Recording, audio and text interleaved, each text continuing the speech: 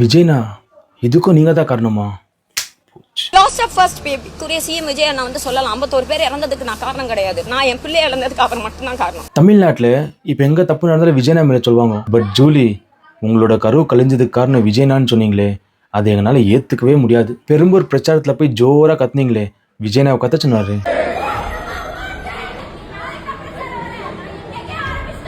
மெரினா பீச்சில் கொடி வச்சுன்னு போராட்டம் பண்ணீங்களே, விஜய்னாவை சொன்னாரு.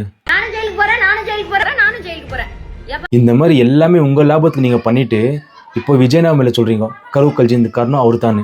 ப்ரெக்னென்சியில் ஃபஸ்ட்டு 3 மந்த்தாக ரொம்ப முக்கியம்னு சொல்லுவாங்க. அந்த 3 மந்த்தில் எந்த வெயிட்டும் தூக்காமல், எங்கேயுமே ட்ராவல் பண்ணாமல், எந்த ஸ்ட்ரெஸ்ஸும் எடுக்காமல் இருக்கணும். இது எதுவுமே நீங்கள் கரெக்டாக பண்ணல. ஒரு சிஎம் ஆகிட்டா தப்பு நடந்து ஆப்போசிஷனில் பேசணும். நம்ம அந்த கொரியா சொல்லணும்.